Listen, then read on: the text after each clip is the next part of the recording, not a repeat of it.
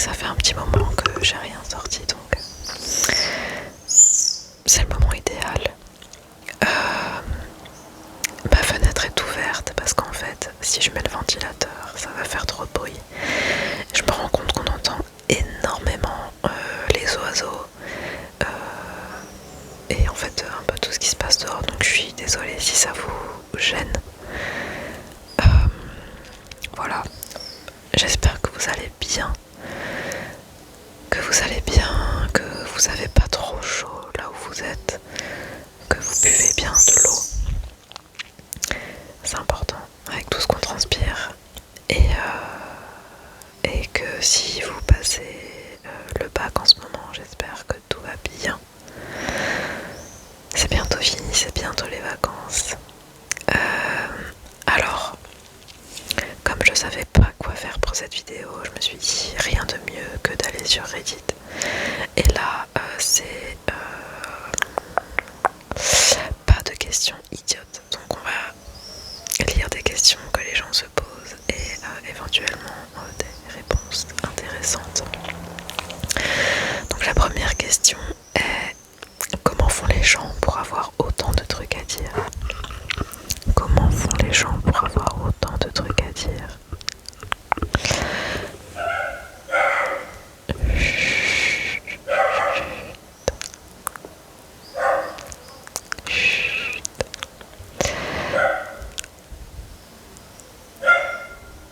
Ouais, on entend vachement, on a l'impression qu'on est dehors.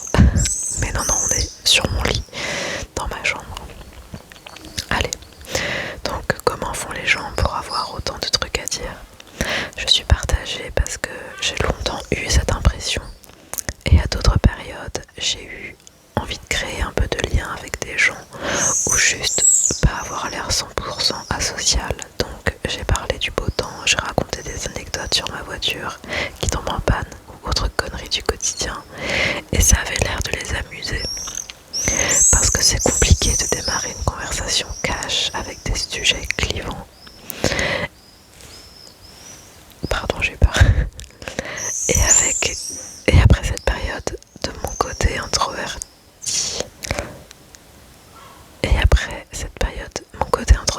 a massivement repris le dessus.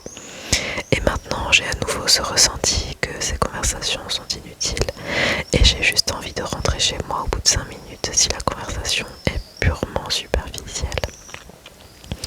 Donc je suppose qu'il y a un lien avec l'envie de rencontrer du monde qui fait qu'on tolère très bien les échanges de banalité avec des gens qu'on apprécie quand on est d'humeur sociable.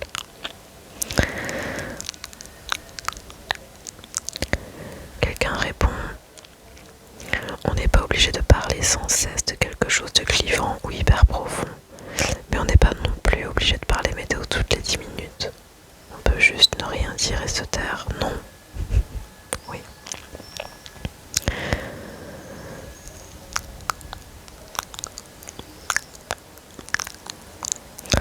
J'avoue, les gens qui passent leur trajet au téléphone m'impressionnent toujours. Comme je comprends rien à ce qu'ils racontent, je me demande toujours mais qu'est-ce qu'ils se disent pendant 45 minutes? Bah, en fait ça dépend à qui on s'adresse. En fait, par exemple, j'ai l'impression de pas être quelqu'un qui parle énormément, mais ça dépend avec qui je suis.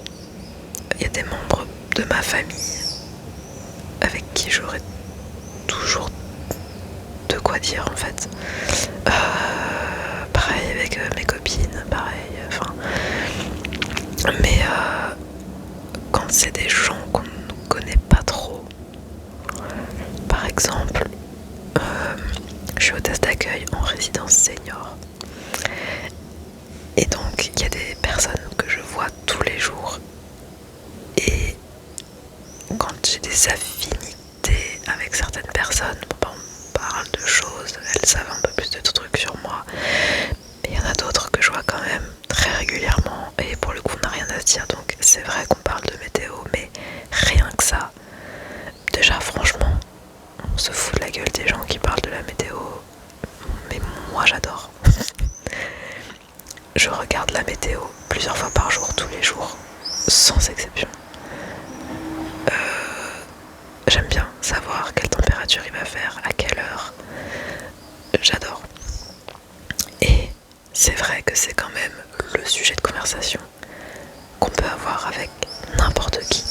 Et souvent, c'est comment dire, un sujet qui va nous amener à parler d'autre chose ensuite. Mais comme premier sujet de conversation, je trouve que c'est très bien. On ne dit rien. En fait, c'est clair qu'on peut pas aller tout de suite dans les sujets profonds. Mais ça se fait petit à petit, et commencer par parler de la météo, honnêtement, je trouve ça pas trop mal. Avec l'une de mes amies là, les plus proches que j'ai rencontrées il y a de ça 3 ans. En fait, la première fois qu'on s'est rencontrés, donc on s'est rencontrés via l'appli Bumble, parce que moi je venais d'emménager dans la ville dans laquelle j'habite actuellement. Et comme j'étais freelance à cette époque-là, j'avais pas vraiment l'occasion de sortir de chez moi et donc de rencontrer des gens, en sachant que je suis quand même particulièrement introvertie. Donc je m'étais dit que télécharger Bumble c'était un bon moyen de rencontrer du monde. Je sais pas si vous connaissez cette application, mais en gros il y a 3 modes. Un mode de rencontre normale, comme on trouve sur tout plein d'applis. Un mode de rencontre BFF pour se faire des potes, et je crois qu'il y a un mode professionnel pour rencontrer des gens, enfin bref, pour étendre son réseau, mais c'est bizarre quand même. Donc moi je l'ai rencontré via le truc BFF, et en fait quand on s'est rencontrés, il y avait une soirée dans le bar où on était, et en gros c'était un jeu de cartes, le jeu de cartes introspectif auquel je joue des fois en vidéo. C'était une soirée où il y avait plein de jeux de cartes comme ça à disposition, et donc en fait on s'est posé des questions, et tout de suite on est allé dans le vif du sujet, et en fait ça a permis de briser la glace très vite, parce que très vite on s'est raconté des choses très importantes dans nos vies, qui nous ont marqués, qui nous ont traumatisés, enfin bref. Et on a gagné des mois et des mois, je pense, non, peut-être pas des mois et des mois, mais en fait on s'est très vite connus tout de suite, et c'était super en fait de pas avoir à passer par des discussions assez futiles et tout. Là ouais, franchement ça nous a fait gagner du temps, et c'était très très sympa. Donc voilà, c'est un bon moyen. Si vous savez pas, si vous êtes dans un contexte où vous rencontrez quelqu'un et où vous savez pas de quoi parler, je vous conseille ce genre de jeu de cartes, il y en a plein.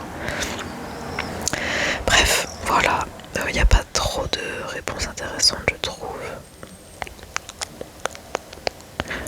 Il y a quelqu'un qui dit trouver des généralisations dans chaque situation de la vie courante.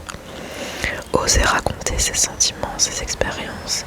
Pour ça, être curieux, tenter de nouvelles choses. Oser poser des questions aux autres, se rappeler de ce qu'ils disaient avant, les relancer. Chacun place son curseur d'intéressement où il veut, mais être sociable, ça implique aussi de s'intéresser aux petits détails. Et à force de creuser, on dévie souvent sur des conversations très profondes. Oui, purée, j'adore cette réponse, c'est vrai.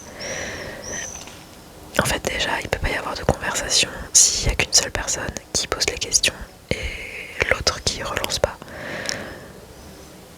En fait, c'est vrai que tout ce que la personne vous dit ne peut pas être intéressant, mais il y a forcément des petits trucs que vous allez pouvoir repérer ou qui font écho à votre expérience ou quoi. Bref, c'est un peu du ping-pong, et voilà. Très bon commentaire, je trouve.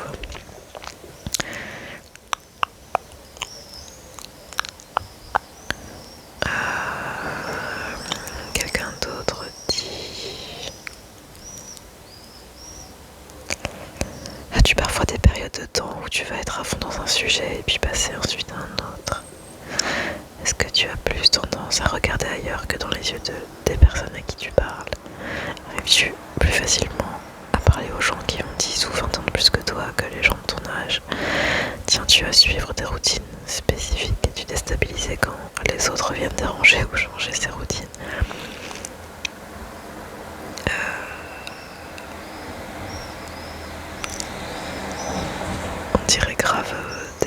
savoir si t'es autiste ou pas. Je sais pas pourquoi la personne je demande ça. Ok.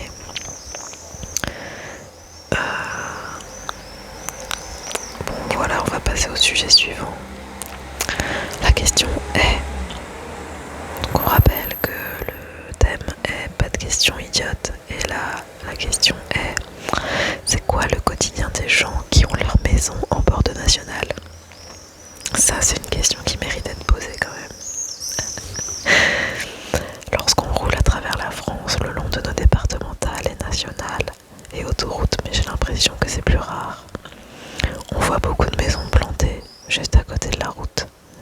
Jusqu'à peu, je n'y faisais pas trop attention, mais je me suis un jour posé la question à quoi ressemble le quotidien des habitants de ces maisons, car on parle de routes empruntées 24 heures sur 24, 7 jours sur 7, tous les jours avec des camions qui passent et des motos qui hurlent. Est-ce que les gens s'y habituent? Est-ce qu'il y a des techniques pour mieux supporter le bruit? Ou des personnes qui sont insensibles à ça? Ou peut-être s'y habitue-t-on au bout d'un moment? J'ai du mal à m'imaginer qu'on ne puisse pas devenir zinzin dans un tel environnement. C'est vrai. Alors, le premier commentaire dit j'habite depuis 3 ans près d'un petit rond-point très fréquenté. Entendre les voitures accélérer, piler, klaxonner toute la journée me stresse un peu. J'assiste à la bêtise humaine dès que je me pose sur ma terrasse. J'ai développé des palpitations, des extrasystole jusqu'à 4000 par jour. Je sais pas ce que c'est. C'est peut-être pas lié, mais ça doit jouer. Oh, c'est chaud. Ensuite, on a quelqu'un qui dit actuellement locataire d'une maison située à moins de 10 mètres d'une nationale. C'est en effet un peu l'enfer. Je vois des voisins H24 dehors, peu importe le jour, et donc je suppose que ceux-là se sont habitués. Moi je dirais que ça dépend des jours, en sachant que les jours pluvieux sont de loin les plus pénibles, puisque le bruit des véhicules est amplifié. Je suis nulle en physique, mais il y a sûrement une raison. Déjà le bruit des pneus sur la route quand c'est mouillé, c'est hardcore. Le dimanche, c'est le jour le plus agréable puisque les camions ne roulent pas. On sent dans le quartier un peu plus de vie dans les jardins que le reste de la semaine. Quand je suis arrivée là, il y a un peu plus d'1 an, mes voisins directs m'ont expliqué que c'était clairement insupportable. Je me rappelle discuter avec eux au-dessus du grillage et d'être coupée par le bruit des camions qui passent. Ils sont partis en début d'année et je vais pas tarder à les suivre. Et encore, je ne suis que locataire avec un jardin d'1 hectare qui donne plein ouest sur une campagne, elle, bien silencieuse. Il y a des voisins de l'autre côté de la route qui n'ont donc pas l'exposition que j'ai et qui en plus, pour certains, ont des baies vitrées qui donnent directement sur la nationale. J'avoue qu'à la fois je les plains, mais surtout je ne comprends pas comment ils font pour supporter. Moi j'ai pas de baies vitrées, plus un peu d'arbustes qui doivent un poil amortir le son, et certains jours c'est quand même trop pour moi. Après j'ai grandi au milieu des maïs, donc sans aucune pollution sonore. J'ai pas précisé, mais c'est à l'entrée d'un bourg, donc souvent les véhicules sont plus proches des 80 que des 50, et ça aussi ça joue vachement sur la violence du bruit. Moi je vis pas près d'une nationale, pas du tout, et pourtant on entend très bien. Non mais là pour le coup c'est que j'ai les fenêtres ouvertes et le micro chope vachement les sons. Alors j'ai pas précisé, mais c'est à l'entrée d'un... Ah non, je viens de le lire ça. Mention spéciale pour les chauffards qui traversent le bourg à 120 à 3h du matin. Là c'est le summum du bruit puisqu'ils viennent transpercer le silence de la nuit, et les premières fois c'est vraiment impressionnant. Bref, n'achetez pas près d'une nationale, même quand un projet de déviation est en pourparlers dans la commune. Ici, ça fait 20 ans qu'ils en parlent et c'est clairement pas près d'arriver. Purée. L'enfer. L'enfer. C'est quand même archi drôle, je trouve, de lire ce sujet en entendant les véhicules qui passent dehors.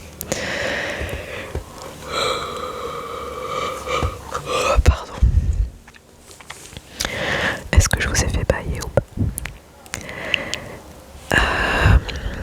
J'ai vécu juste en face d'un rond-point à l'entrée du centre-ville d'une ville de 20 000 habitants. J'avais cette chance d'avoir ma chambre du côté du jardin, donc il y avait moins de bruit. Mais déjà là, c'était infernal. Des centaines et des centaines de camions tous les jours. Les voitures qui accélèrent, le bruit est incessant de 5-6 heures du matin jusqu'à 20 heures. Mes voisins étaient propriétaires. Il faut être totalement désespéré pour vivre là. Le pire, c'est que mon proprio a vendu ce truc pour 270 000 euros. Ça en dit long sur l'état du marché du logement. Purée, c'est clair. Pour être prêt à vivre là, c'est que vraiment t'as peut-être pas trop le choix, je pense. J'habite entre deux départementales qui forment un croisement. Franchement, on s'y habitue, sauf quand c'est des motos en club ou des gros camions qui vont vite. En revanche, j'ai droit à peu près un accident tous les 2 ans. Une fois, ça a fini dans mon jardin, encastré sur une souche d'arbre. Le plus dur, ça a été en 2018 lorsque j'ai dû venir porter secours à une jeune fille qui n'avait pas 20 ans. Le moteur était encastré dans ses jambes, rendant tout espoir de pouvoir remarcher. Un jour, il manque un mot, rendant tout espoir de pouvoir remarcher un jour. Impossible, j'imagine.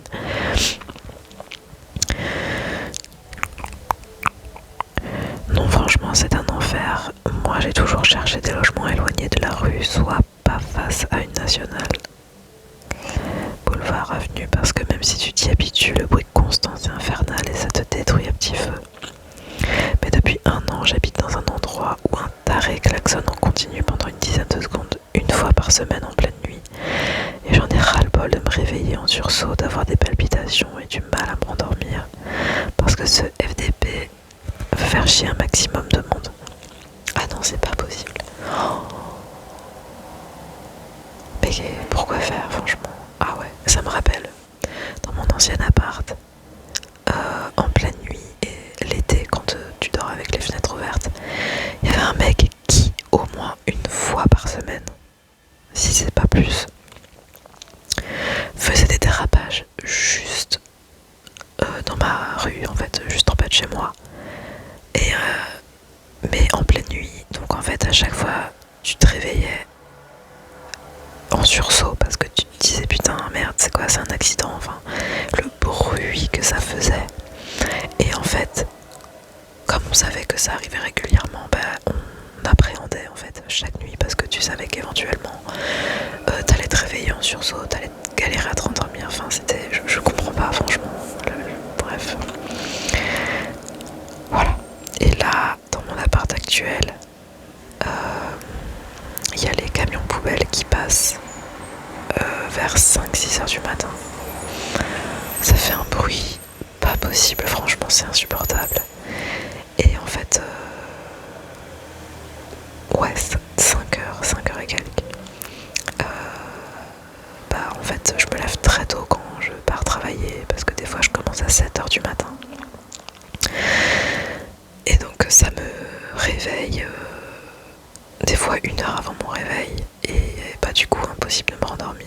Et un peu compliqué, mais bon c'est comme ça. C'est comme ça. Et vous, vous habitez où? Dites-moi. Est-ce que c'est plutôt calme? Est-ce que c'est bruyant? Je sais que je me suis déjà aussi posé la question quand je prends le train et que je passe tout près d'habitation. Je me dis mais purée, ça doit être invivable pour les gens. Si c'est votre cas, franchement, j'allais dire vous êtes bien courageux, courageuse, mais peut-être qu'aussi vous n'avez pas le choix. Force à vous.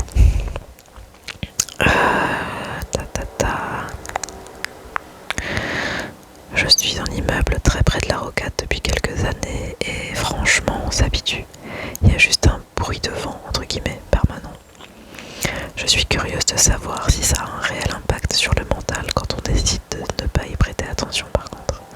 Perso, il y a des bruits que j'ai beaucoup de mal à supporter et qui peuvent me rendre dingue certains jours parce que j'y prête attention et d'autres qui ne me font ni chaud ni froid alors qu'ils sont beaucoup plus forts présents. Je pense que même si t'es habitué, genre la qualité de ton sommeil. Je suis sûre que tu dois entendre quand même quand tu dors. Enfin, tu dois pas avoir des nuits complètement reposantes. Enfin, je sais pas. En tout cas, ça fait quelques années maintenant que je dors avec des boules qui en cire. C'est quand même le meilleur truc. Ça prend la forme de votre oreille. Et bon, maintenant j'ai l'impression de m'y être un peu habituée et donc j'entends un peu plus que quand je commençais à les mettre pour la première fois. Mais ça reste quand même vachement efficace. Allez, on change de sujet. Là, c'est pourquoi la forme des chaussures n'est pas adaptée aux pieds. Je ne comprends pas pourquoi, en dehors des chaussures barefoot et des sandales tongs, le reste n'est pas adapté. Au final, à force de porter des chaussures, les orteils commencent à dévier sur les côtés. Pourquoi les marques ne veulent pas faire de chaussures adaptées? L'aspect reste subjectif.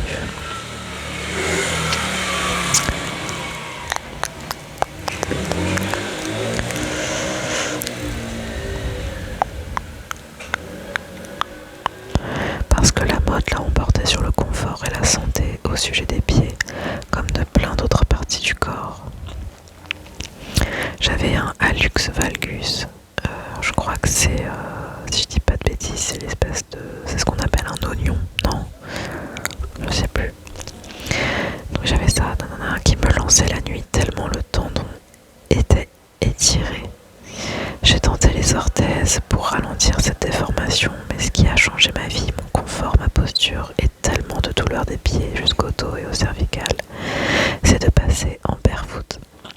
Aucun regret, je ne rentre plus dans mes chaussures d'avant parce que mes pieds se sont étalés. Je ne mets plus de talons ou alors exceptionnellement 1 à 2 fois par an. Et vraiment, il n'y a pas photo, je revis. Oui, parce que les chaussures sont beaucoup trop étroites pour nos pieds. Et je crois que, effectivement, avec le temps, ça prend la forme, mais c'est pas bon. Ça déplace des trucs, c'est pas bon. Et que, en fait, nos pieds sont censés être évasés au bout.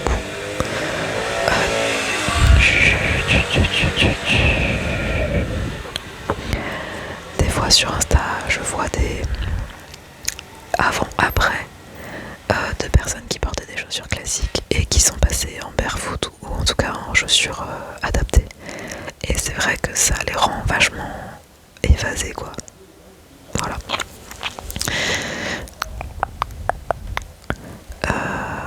A priori, on te répond sans savoir ce que sont des chaussures barefoot et sans s'être renseigné un minimum. Non, ce n'est pas une question de norme. Vous avez déjà mis une chaussure et un pied à côté. Il n'y a rien qui vous choque au niveau des orteils. Bref, pour te répondre, je pense que ce n'est pas une question de mode. Et parce que quelqu'un a répondu que c'était moche, les chaussures adaptées, et que du coup c'était une question, c'est ça, de mode et tout. Ce n'est pas joli une chaussure évasée à l'avant. Il suffit de regarder les escarpins féminins pour se rendre compte de ce que la mode considère comme beau. Mais du coup, nos pieds vont bien se faire foutre. Les marques veulent vendre, pas prendre soin de nos pieds. Tu trouveras 1000 produits 100% inadaptés au corps. Regarde les porte-bébés par exemple, c'est terrible. Mais comme ils sont jolis, ben ça se vend bien. L'intérêt, c'est de faire du profit.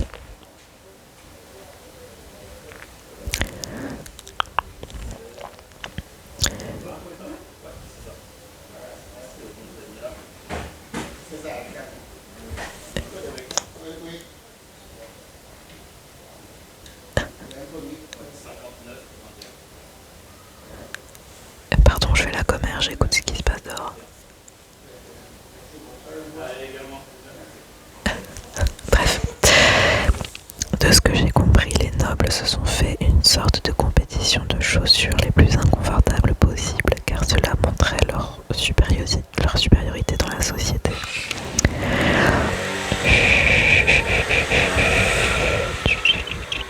En effet, une chaussure inconfortable, voire qui faisait trébucher, montrait qu'ils n'avaient pas besoin de rester debout et donc pas besoin de travailler. Ils avaient des jambes raison pour cela. Ça aboutit à des chaussures extrêmement pointues, avec des pointes pouvant atteindre les 60 cm, impraticables. Aujourd'hui encore, cette notion doit sûrement être vraie. Dans la mémoire collective, les chaussures les plus impraticables sont pour les moments de villégiature. Donc si on ne porte que cela, c'est qu'il y a des gens debout pour nous. Ce qui est dommage, c'est que ça déforme fortement les pieds. Des personnes qui doivent mettre ces chaussures, encore plus quand c'est pour véritablement marcher toute la journée. Et cette hérésie semble tellement ancrée dans la société maintenant que c'est devenu la norme. Et quand le pied n'a pas été remodelé par des années de déformation intensive, il est difficile de trouver les chaussures adaptées. Pour preuve, les chaussons, donc chaussures du confort par définition, que l'on trouve les plus agréables ont des formes plus naturelles. Dommage que la majorité se détende et finisse par ne plus tenir aux pieds, mais c'est un autre débat.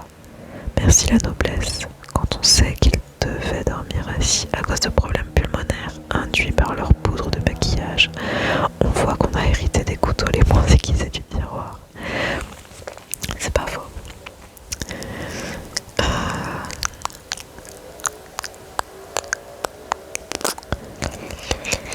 Quelqu'un d'autre qui dit « Je ne connaissais pas cette idée ». Donc d'après ce que je lis en commentaire, les chaussures normales vendues sont trop étroites et ça crée des problèmes genre hallux valgus, c'est ça. Du coup, l'immense majorité des gens maltraitent leurs pieds. Oui, c'est ça. Allez, on va changer de sujet. Là, la question est: est-ce mal poli de finir les phrases d'un bègue? Bonjour à vous. Je travaille dans une boutique et j'ai souvent un client bègue qui vient chercher des colis chez moi. Il est super sympa et parle beaucoup. Seulement, comme vous pouvez vous en douter, je comprends assez rapidement la fin de ses phrases alors qu'il ne les a pas finies. J'ai donc commencé à finir ses phrases pour lui en me disant « Comme ça on gagne tous les deux du temps et comme il a l'air de galérer, ça peut l'aider. » Mais après réflexion, je me dis que c'est peut-être impoli. Donc j'ai une question idiote. Est-ce que ça se fait de finir la phrase d'un bègue? Si jamais vous êtes bègue ou si vous en connaissez un, pouvez-vous me dire ce que je pourrais faire? Alors, un de mes amis est bègue. Non, ça se fait pas. Ils savent qu'ils bégayent, ils ne font pas exprès. Tu vas mettre la personne mal à l'aise et ça risque entre autres d'augmenter son bégaiement.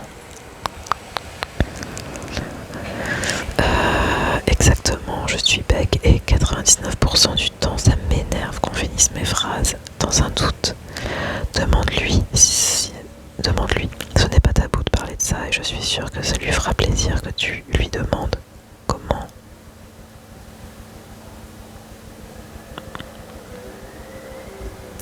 Que tu lui demandes comment s'y prendre, parce que là la personne a dit, elle a écrit comment tu prendre, ce qui ne veut rien dire, ça m'a fait bugger.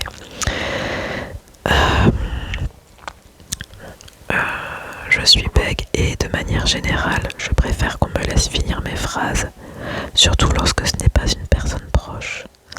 Dans les boutiques, il m'arrive souvent de demander à écrire lorsque ça bloque vraiment, et je préfère que le vendeur me donne un post-it et un stylo plutôt qu'il devine ce que je vais dire. Pardon, décidément. Le fait de finir nos phrases donne l'impression qu'on dérange la personne et qu'elle est pressée. Ouais, j'imagine. Cependant, pour ma famille, c'est différent. J'ai demandé à ce qu'on parle à ma place quand je bloque trop longtemps. Dire mon nom, commander au restaurant. Mais même dans ce cas, ils ne le font que dans les situations où j'ai demandé moi-même.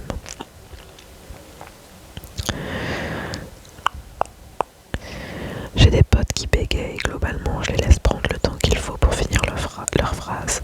On a tout le temps du monde. Par contre, je n'hésite pas à intervenir dans des contextes où il faut être un peu plus réactif ou quand je sens qu'il se stresse. Tant que c'est de la bienveillance et pas juste être pressé de la vie, ils le prennent très bien. Typiquement dans un contexte professionnel où tout le monde a d'autres choses à faire et où il y a potentiellement d'autres clients qui attendent, c'est tout à fait normal d'aider à compléter les phrases, mais dans une conversation chill, c'est à éviter. Sinon, plutôt que de compléter, je pose une autre question plus précise pour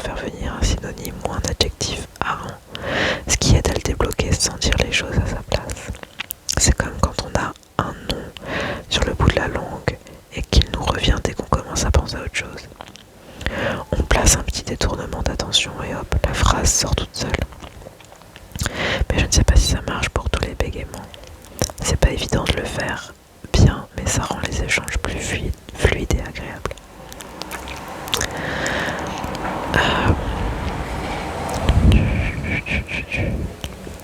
Ça dépend des gens. J'avais un collègue qui bégayait pas mal dans un métier où on transmet par radio et où c'est important d'être réactif. Ça ne l'embêtait pas plus que ça d'anticiper sa fin de phrase. Mais je sais que pour beaucoup de personnes, ça peut infantiliser de terminer les phrases pour quelqu'un d'autre. Je pense que ça dépend du contexte, mais à défaut, vaut mieux laisser terminer la phrase.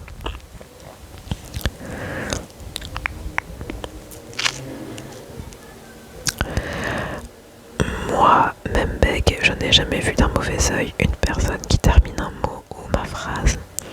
Je poursuis car je suis habituée. J'ai déjà eu affaire à des bègues sévères qui ne pouvaient pas aligner 3 mots. Là, autant les laisser développer, paradoxalement. Mais oui, on va dire que dans la communauté bègue, finir les phrases est mal vu. Pour mon cas, non, car c'est tellement anecdotique que quand cela survient, cela m'arrange. Si vous êtes vous-même bègue, je serais intéressée d'avoir votre ressenti sur la question. Ouais.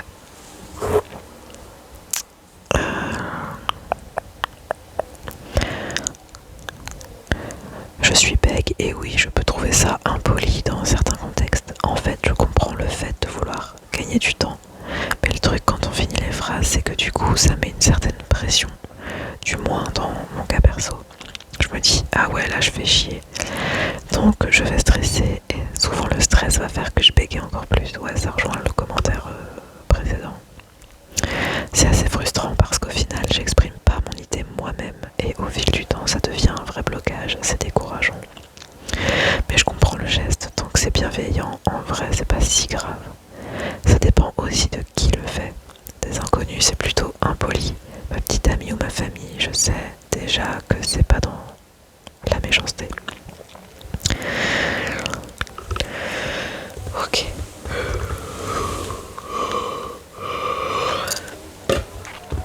Allez, on va passer au dernier sujet, je pense, parce que là, je suis en train de me dormir dessus.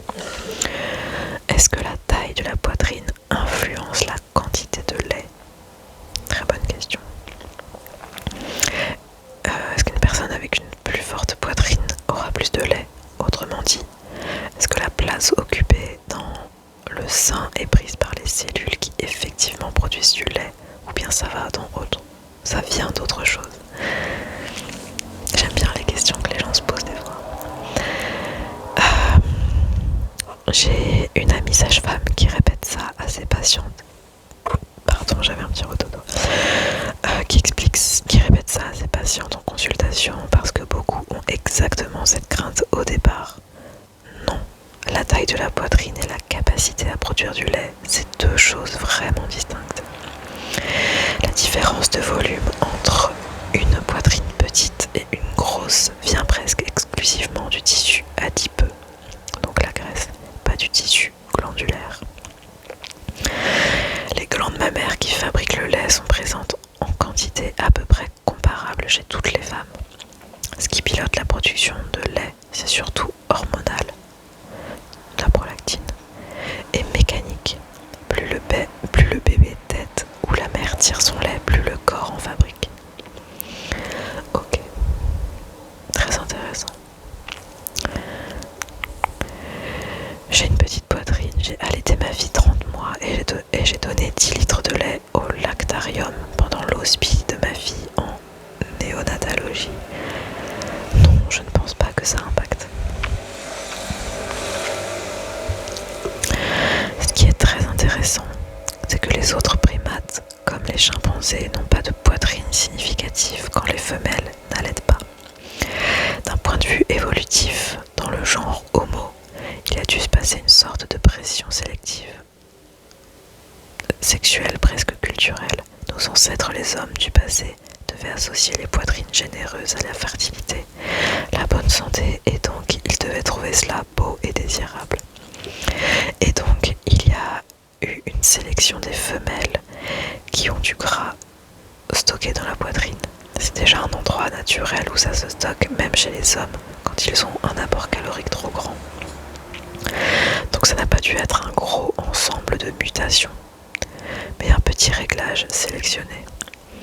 De la même manière, les autres primates ont des pénis beaucoup plus petits que les Homo sapiens. Les gorilles ont des petits sgegs. Ce trait a dû aussi subir une pression sexuelle culturelle, soit par le plaisir sexuel qui pouvait peut-être être supérieur et donc rendait l'accouplement plus désirable par les femelles, soit par le côté symbolique de ce que pouvait représenter un grand pénis, la force, etc. Bref, les femelles gorilles, chimpanzés, orang-outans permettent de répondre à la question assez facilement. C'est purement un caractère sexuel secondaire, sélectionné par l'autre sexe car trouvé désirable. Les vrais seins sont des faux seins que les mâles homo ont sélectionnés, c'est-à-dire que leur taille n'a rien à voir avec la production de lait. On est vraiment sur des caractères similaires à la queue du paon, les oiseaux qui développent des organes vocaux pour chanter et attirer les femelles par la complexité et la force de leur chant, et plein d'autres exemples d'espèces où la sélection naturelle est très forte. On peut encore plus creuser le sujet. Les primates sont naturellement excités par les fesses, vu que ça indique la zone de reproduction. Fesses qu'ils avaient très souvent en face de la tête, vu qu'ils ne se tenaient pas debout. Puis, quand ils ont commencé à se redresser, les fesses ont cessé d'être à hauteur de tête. L'excitation érogène a migré progressivement vers la poitrine qui, à s'y méprendre, ont vaguement la même forme que le derrière, surtout si elle est généreuse. Les plus grosses poitrines avaient donc plus de succès alors, et la reproduction sélective s'enclencha. Mais c'est grave intéressant en vrai, c'est dingue. Ouais.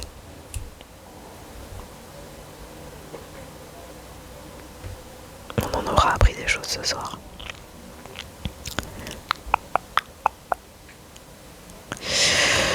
Non, aucun rapport, mais la taille et la forme de la poitrine peuvent être un indicateur que l'on a plus ou moins de glandes mammaires. On peut ainsi avoir une hypoplasie mammaire, c'est-à-dire très peu voire pas de glandes mammaires.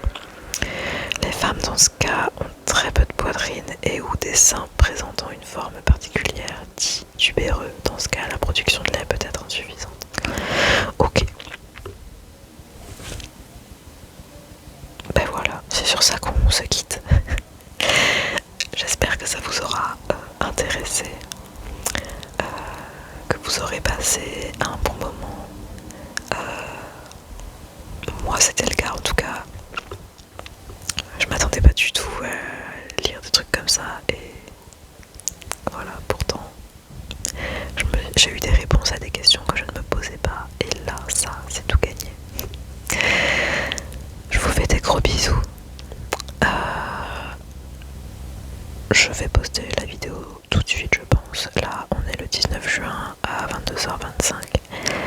Donc si vous voyez cette vidéo là, je vous souhaite une bonne nuit, une bonne nuit, une bonne nuit, une bonne nuit. Si vous la voyez plus tard en journée ou quoi, je vous souhaite